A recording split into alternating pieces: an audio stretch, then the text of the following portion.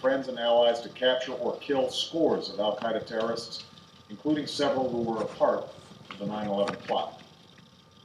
Yet Osama Bin Laden avoided capture and escaped across the Afghan border into Pakistan. Meanwhile, al-Qaeda continued to operate from along that border and operate through its affiliates across the world. And so shortly after taking office, I directed Leon Panetta, the director of the CIA, to make the killing or capture of bin Laden the top priority of our war against al-Qaeda, even as we continued our broader efforts to disrupt, dismantle, and defeat his network. Then, last August, after years of painstaking work by our intelligence community, I was briefed on a possible lead to bin Laden. It was far from certain, and it took many months to run this thread to ground. I met repeatedly with my national security team as we developed more information about the possibility that we had located bin Laden hiding within a compound deep inside Pakistan. And finally, last week, I determined that we had enough intelligence to take action and authorized an operation to get Osama bin Laden and bring him to justice. Today, at my direction, the United States launched a targeted operation against that compound in Abbottabad, Pakistan. A small team of Americans carried out the operation with extraordinary courage and capability. No Americans were harmed. They took care to avoid civilian casualties. After a firefight, they killed Osama bin Laden and took custody of his body. For over 2 decades, bin Laden has been al-Qaeda's leader and symbol, and has continued to plot attacks against our country and our friends and allies. The death of bin Laden marks the most significant achievement to date in our nation's effort to defeat al-Qaeda. Yet his death does not mark the end of our effort. There's no doubt that al-Qaeda will continue to pursue attacks against us. We must, and we will, remain vigilant at home and abroad. As we do, we must also reaffirm that the United States is not and never will be at war with Islam.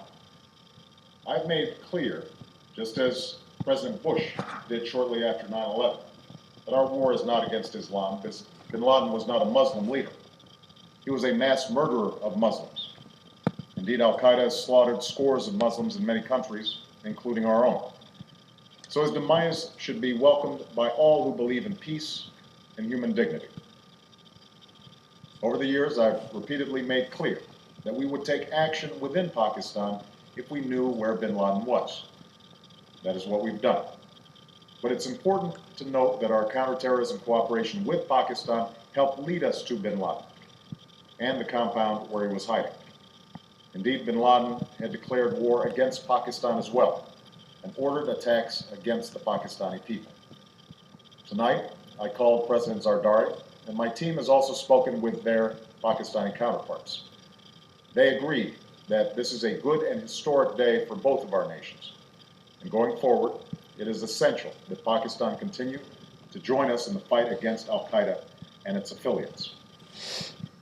The American people did not choose this fight. It came to our shores and started with the senseless slaughter of our citizens. After nearly 10 years of service, struggle, and sacrifice, we know well the costs of war.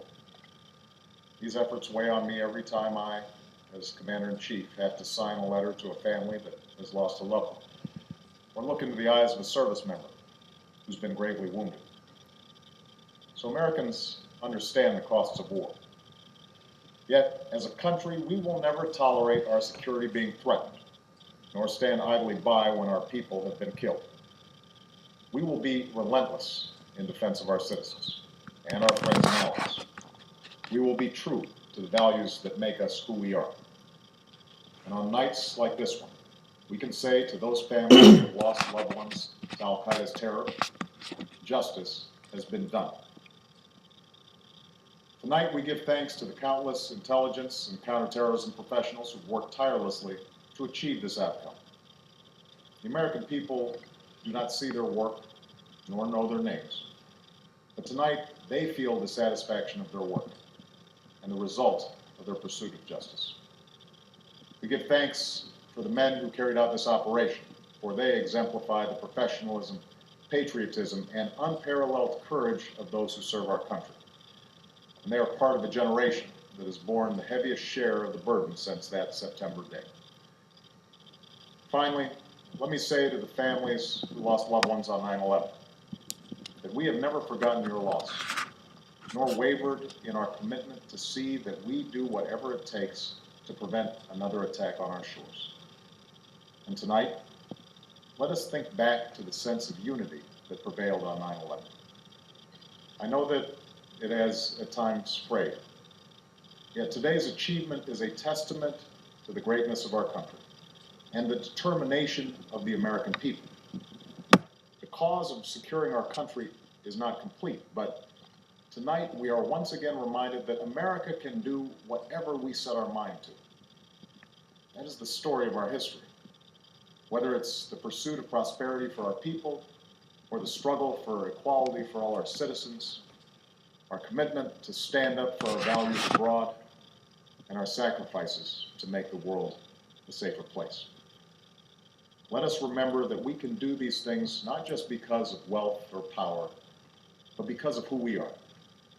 One nation, under God, indivisible, with liberty and justice for all. Thank you. May God bless you. May God bless the United States of America. President Barack Fuck you, Obama Osama. from the East